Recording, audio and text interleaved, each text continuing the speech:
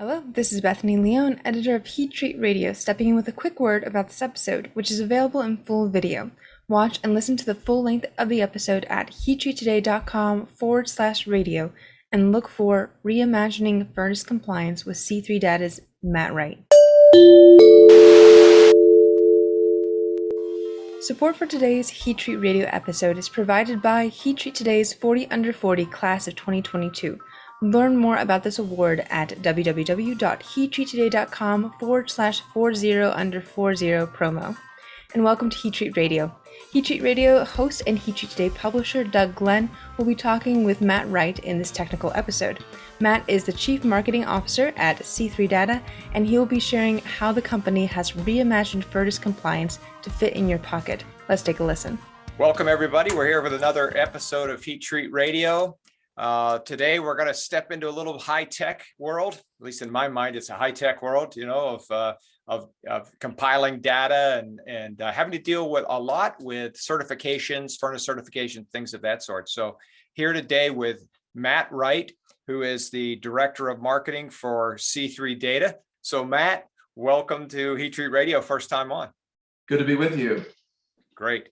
I do want you to spend a little bit of time just giving our listeners a little bit about your background. And then also, if you don't mind, just a quick summary of what C3 Data does, just so our listeners have a concept. So fire away. Yeah, so Doug, I've been in the heat treat industry now for about 15 years. And my brother Nathan and I, together, we own a few 17025 accredited pyrometry labs. C3 Data really comes as an outgrowth of that, looking for an opportunity or a way to reduce errors, a human element, and to save time with all of our technicians doing all the work that they're doing. And so it really became something that we did for ourselves and realized that could be something that the industry as a whole could use. And what it is, when you look at our industry, there's two ways that you can comply with the AMS 2750 CQI-9 specifications. One is what I would call the roll your own method, which is what everyone's been doing from the beginning. That is using a whole panoply of different technologies, whether that's an Excel spreadsheet, a clipboard, and post-it notes, what have you, anything and everything that you can do to try to remember to do all the things that need to be done. And then you go to the audit and hope that nothing fell through the cracks. What C3 Data does is it takes all of those requirements and starts with the spec and encapsulates everything in one platform, one system, so that you don't have to think about and remember to do those things. You just follow what we have you do, and you come out and you're ready for your audit. Right, great. Now you mentioned we'll get into a little bit more about how to do that as far as compliance and things of that sort. But I want to jump back onto the labs you were talking about. Very briefly, how many? Where are they? We've got one in Ohio, okay, and one in Mexico that has 3 different offices in Mexico. So different places in Mexico. Okay, all right. And these are metallurgical labs, but you said testing labs. They're metallurgical. They're labs that go on site to perform temperature uniformity surveys, system accuracy tests, gotcha, instrument calibrations, those types of things. Gotcha. Okay. All right. So let's talk about because really, compliance with AMS 2750, CQI-9, NADCAP is really an issue that's important to a lot of our listeners, a lot of our readers, primarily those manufacturers who have their own in-house heat treat, have their own furnaces. Compliance is an important thing. So let's talk a little bit just about some of the latest developments, latest technologies in that field. What are you seeing out there, Matt? Well, when I look at our industry, one of the things that is the biggest challenge that we have in our industry is the flow of information, getting information from where it resides to where it needs to be in the format that it needs to be. And so I think the technologies that have been successful in our industry are technologies that help, lubricate that flow, if you will. A good example, I think you'd mentioned some of the specs, but one of them is ITAR, the International Traffic and Arms Regulations specification. In that case, you're trying to prevent information from going to a malign, influence, and so they're going to use things like the cloud and mobile technology, and those are the platforms that we've been built on as well. but we're kind of using it in reverse. We're trying to disseminate information and getting it there as quickly as possible. And so the cloud and mobile technology, I think, are the two biggest forms of technology that have been really helpful. A couple other ones that we're actually using that we're seeing a little bit more and more on is I'll talk to you about OCR, optical character recognition.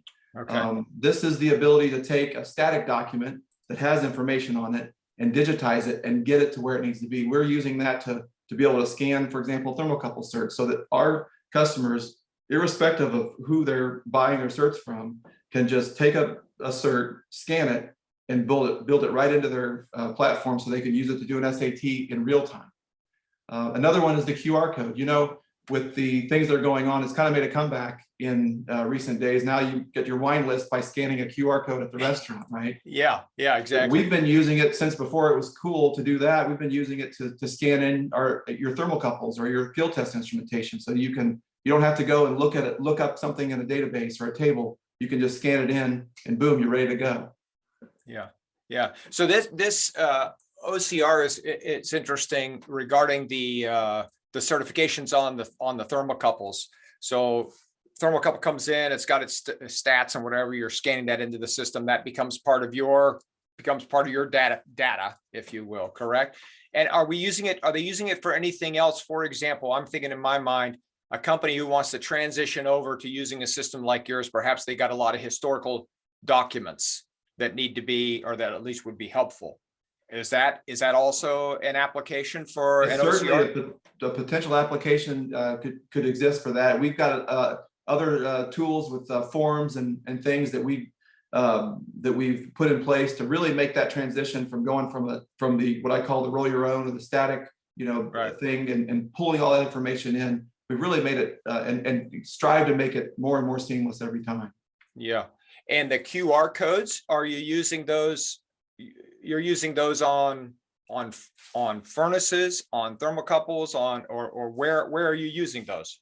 Any equipment that you use, whether it's a thermocouple, a field test instrument, a data logger, any certification data that is associated with that, you can print a QR code and affix it to that. So you're not having to go and enter that in manually. You're just scanning it in using our mobile app that has a QR code scanner built right in. It's pulling that directly in. The whole idea is to reduce that bottleneck, if you will, and to get that information flowing so that these guys can do more value at a time out on the plant floor. Yeah. So I also wanted to ask you, because you mentioned about cloud-based and mobile apps and things of that sort. Let's talk about security for just a second, because I know that there are, in fact, I just got done doing an interview with a guy by the name of Mark Mills. It isn't released yet, but fascinating guy. I'm going to give that one a plug right here, right? You need to listen to that when it comes out. But he was talking about, security, cybersecurity. He wrote a book called The Cloud Revolution. So I've also heard at some of the industry meetings that there have been real concerns where companies, some of the larger companies, are not wanting their data to go outside, if you will, not to break the ceiling and get into the cloud. They want it on site. Are you guys seeing much of that? And if so, how are you handling that? It's a mix. We do see that. Every corporation has their own policies and procedures and what they have determined is a safe way to operate. And so we get, on the one side of the spectrum, we'll get people that will be concerned and say, you know what, nothing in the cloud. And we have to have that conversation. And usually the conversation revolves around, okay, well, what's the purpose of this information? And really, when you peel back and look at it, if someone were to be able to access the information in our system, which we have very tight security around, really the only thing they're going to find out is the very thing that those same corporations are bragging about on their website, and that is that they're NADCAP compliant. There's no process related data. There's no secret sauce involved in anything that we're doing. And so it's not something that we believe, and most people do end up seeing it our way, that needs to be curtailed from a cloud perspective. Yeah. So I know a lot of companies their concerns aren't so much that something will get out about them as it is, this cloud connection is a gateway for the nefarious amongst us to break in and get it. So I don't know. It's I'm sure you're seeing that, right? So a lot of, let me ask you this way. What percentage of your clients, let's say, and if you're not comfortable answering this, you don't need to, but what percentage of your clients are actually saying to you, listen, we want, this to not be cloud-based, to just be on site? I would just, if I could swag, I would say maybe 5 to 10% ask the question, hey, is this something that we can just, have locally? Yeah. Because we would like to just have it, for ourselves. Right. And the answer is it's not something we can have locally, just by nature of what it is. It's an ongoing, continually improving and updated thing. So yeah. Okay. No, that's fair. So let's talk about this other hot point that we have here besides internet security has to do with, and I don't know if you guys have been affected by this, but it has to do with supply chain issues. We've got COVID to blame. We've got, Russia to blame. We've got all kinds of things as far as supply chain. Are you experiencing any of that yourself for your business, or are you seeing it from many of your customers? Well, I think we're fairly isolated from that, in that we're not producing, a tangible, product. We're a software company, so we're, happily we're not experiencing that so much. I will say that for our customers' perspective, the big catchphrase now is flexibility. With those things that you mentioned, the ability to be able to adapt to not knowing from one day to the next if the guy that was supposed to do your SATs or TUSs today is even going to show up because he might, test positive for COVID or something else, really drives home the need to be flexible, to not put all your eggs in one proverbial basket. We're striving to, asymptotically, if you will, but we're striving day after day to get closer and closer to that point where someone who's never done a calibration before can pick up an app and literally the same day start doing calibrations. There's a lot of hills to climb and obstacles to overcome, but we're pretty close, and we're going to strive to keep doing that so that people don't have to worry about what if this guy quits or what if this guy gets a promotion. The system is going to run, and they can pick up and run with it with the next guy. Yeah, that's fair. Well, when we talk supply chain, I start to think to myself, to a certain extent, I start to think internationally a little bit, because a lot of the issues are bottlenecks at the border and things of that sort. But it makes me wonder, how about you guys? C3 Data, are you just North America, or are you seeing business outside? Well, being a software company, one of the benefits of it is that you don't have to ship anything anywhere, right? And so, being a U.S.-based company, we started out here, and most of our customers are here. We have a fair amount of customers in Mexico. We have a few in the United Kingdom, and we're expanding. Currently, we're bringing on customers in France. Right now, we've got the language. We've got about 4 or 5 different languages that the website and the app is translated into, and we're interested in expanding. So it's a great question, and it's one that we're really excited about, being able to not just be so parochial in the United States, but to expand it into Europe. Yeah. That's interesting. So you're able to, okay. So even your mobile app, tell me a bit about the mobile app. Let's say you're a manufacturer, you've got an in-house heat treat department. How often are you going to be using that mobile app, as opposed to how often you're going to be using a desktop application? And how is the mobile app used? Well, the decision to go with the mobile app really came from our experience as a heat treat lab. Having to schlep around a laptop in a laptop bag or a cart with a computer on it, it's kind of a pain, quite frankly. Yeah. And virtually everyone owns a cell phone. And so if we can put this into the power of a cell phone and enable that person to carry one less thing, and to have the flexibility to not need to have that, to do an SAT, to do a calibration, to change a sensor, those types of things, well, then that's what we wanted to do. And most, I would say, and you can use the app that we have. You can run it on a laptop if you wish, and we have a few customers that just do that. But most of our customers, I'd say over 90%, use the app, and depending on how fat their fingers are, they might go to a tablet. Gotcha. And they're using on a typical day when they're using the app, they're using it to do what? I mean, just run us through it. What might be a typical application here? So the mobile app is primarily just used to do instrument calibrations and system accuracy tests.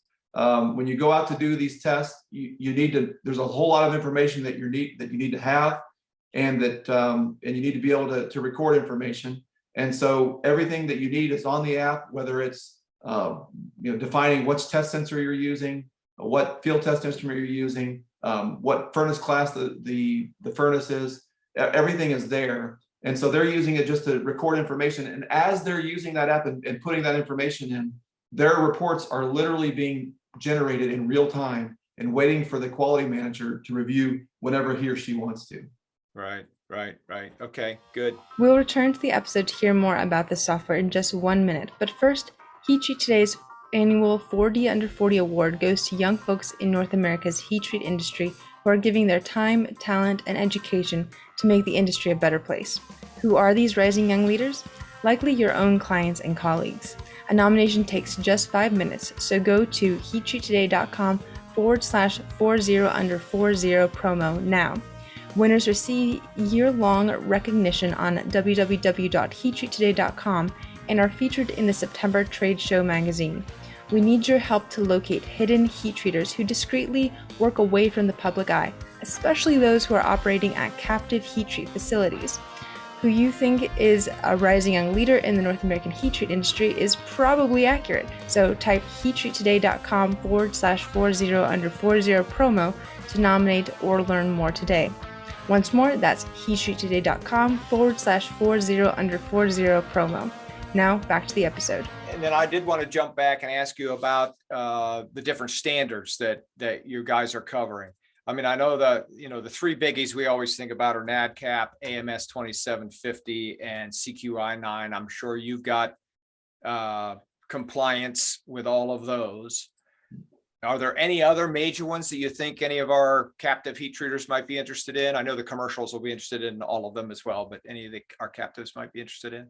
Yeah, so those two are the big ones, the AMS 2750 spec and CQI 9, because that's going to cover your aerospace and your automotive specification.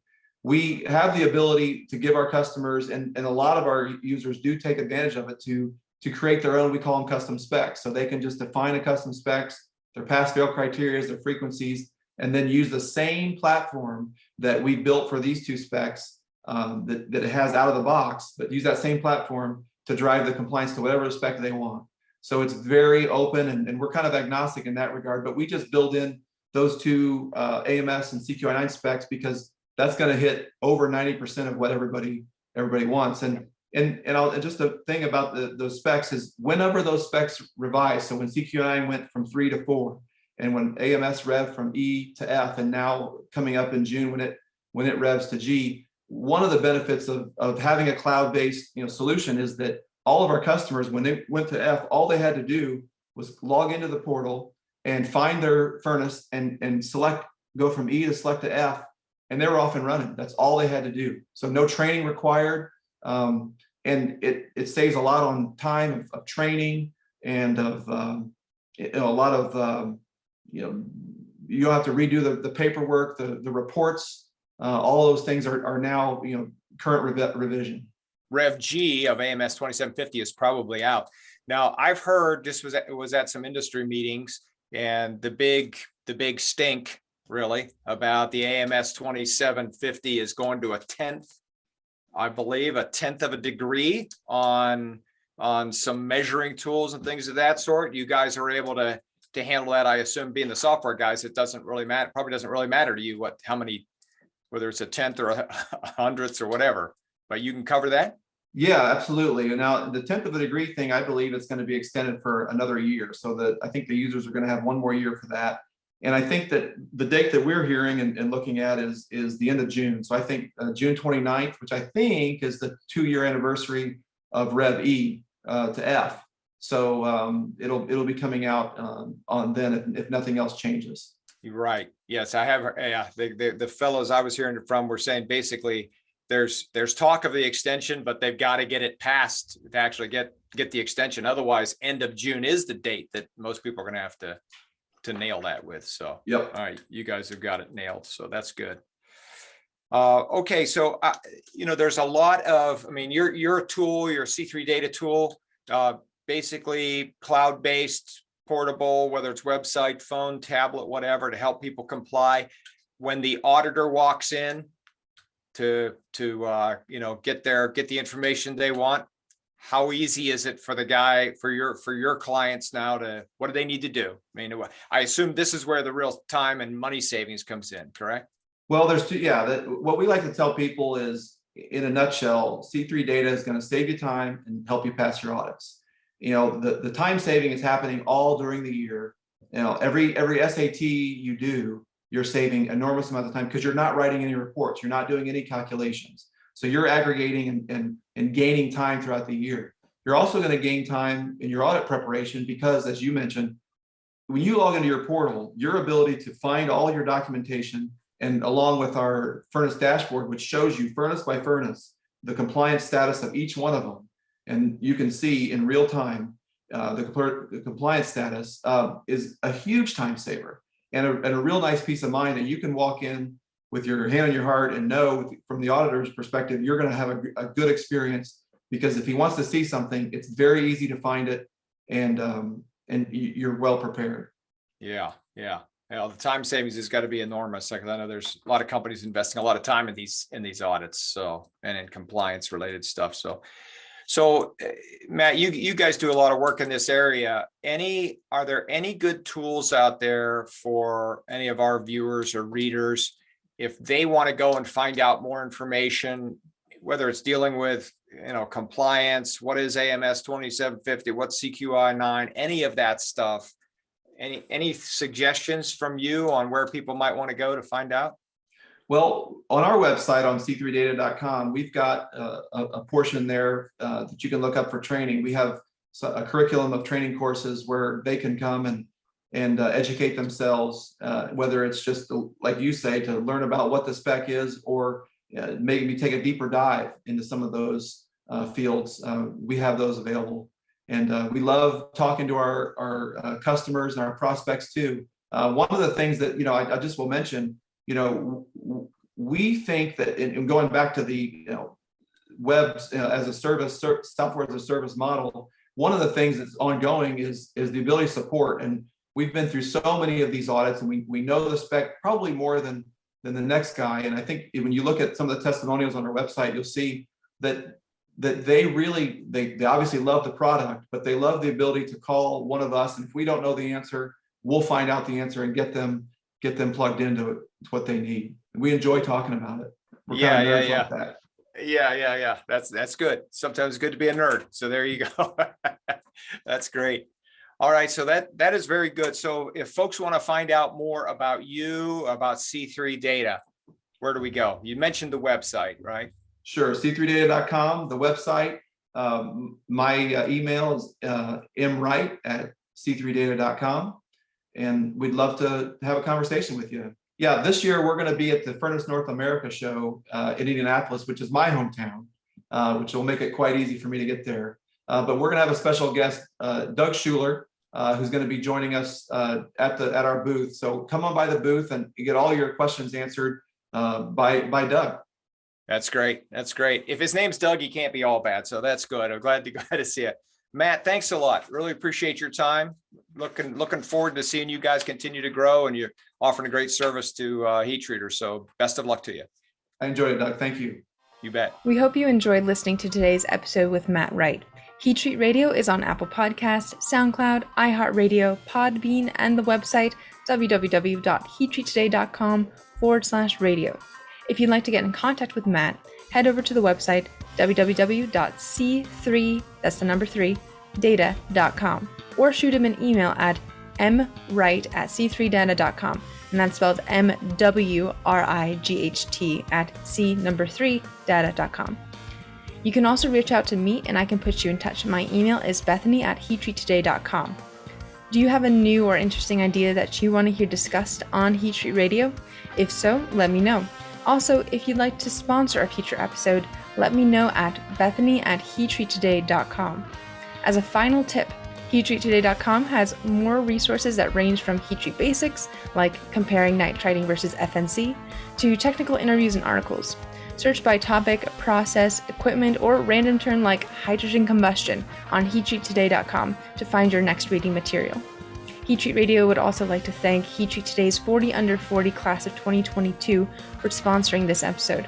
Nominate a rising young leader for this award at www.heattreattoday.com/40under40 promo. This and every other episode of Heat Treat Radio is the sole property of Heat Treat Today and may not be reproduced in part or in whole without advance written permission from Heat Treat Today. And I'm Bethany Leone. Thank you for listening.